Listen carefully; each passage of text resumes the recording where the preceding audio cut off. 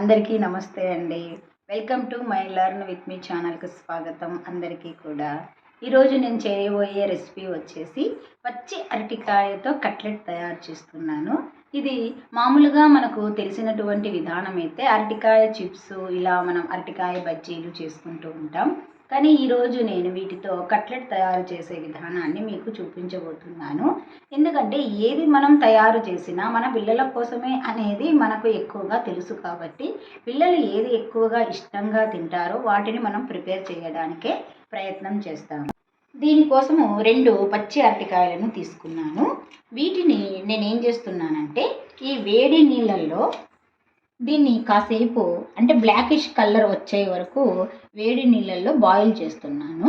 అది బాయిల్ అయ్యే వరకు ఇక్కడ నేనేం తీసుకున్నాను, ఈ కట్లెట్కు కావలసిన పదార్థాలను చూడండి ఒకసారి.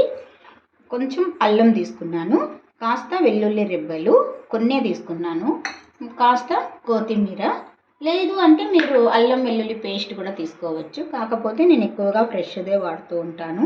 ఇక్కడ తర్వాత సాల్టు, కొన్ని పప్పులు, కొబ్బరి, గరం మసాలా, ధనియాల పొడి, కారము, కొంచెం పసుపు.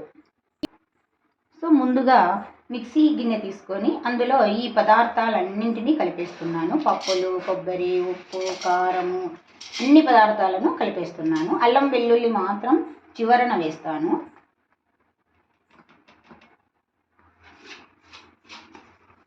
దీన్ని మనము మిక్సీ ఆన్ చేసి మిక్సీతో మిక్స్ చేసుకుందాం.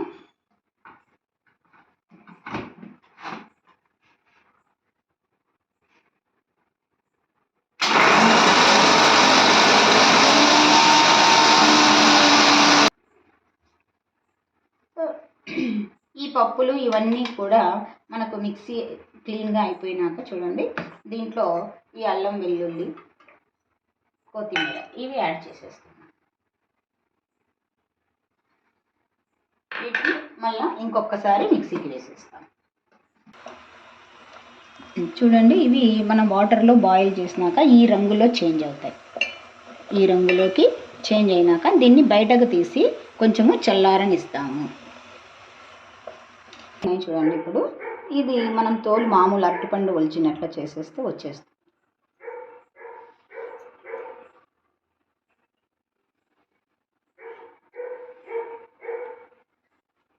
ఇంకొంచెం ఉంటే మనం కత్తి తీసుకుని చాకుతో ఇలా అనేస్తే ఇదంతా వెళ్ళిపోతుంది.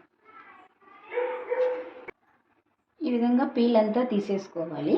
తీసుకున్నాక దీన్ని మనము చిన్న చిన్న ముక్కలుగా ఇలా కట్ చేసుకోవచ్చు, లేదు అంటే కనుక చేత్తోనైనా స్మాష్ చేయొచ్చు.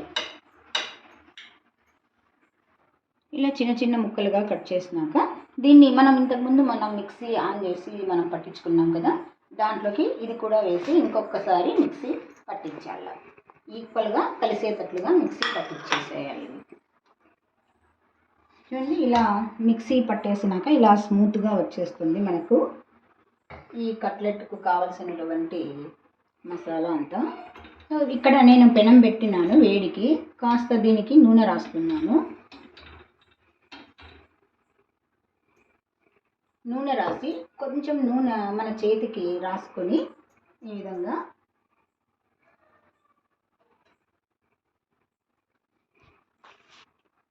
కాస్త ముద్ద తీసుకొని ఈ అరటికాయది మనం కట్లెట్ లాగా ఒత్తుకోవాలి. మీ ఇష్టము, రౌండ్ షేప్ కానీ స్క్వేర్ షేప్ కానీ ఏ షేప్ అయినా తీసుకోవచ్చు.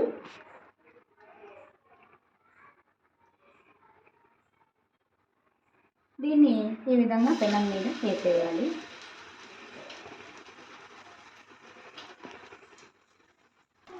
దీనిపైన కూడా మరి కాస్త నూనె వేయాలి.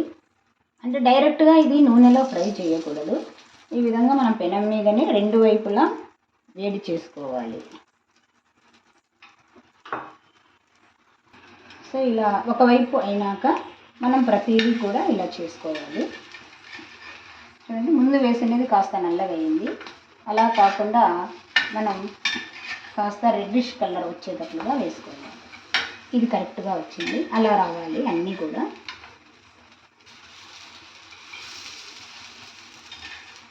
సో ఇంకొక వైపు కూడా వేగనిస్తాము.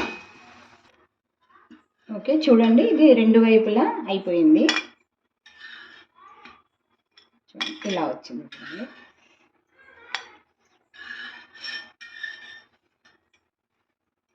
సో మనకు వేడి వేడి కట్లెట్, అరటికాయ కట్లెట్ రెడీ అయిపోయిందండి. ఇది చూడ్డానికి కూడా చాలా బాగుంటుంది, తినడానికి కూడా చాలా చాలా బాగుంటుంది. నేను తిని చూసే నేను ఇది రెడీ చేసి నేను నా ఛానల్లో పెడుతున్నాను. So thank you for watching my channel అండి అందరికీ.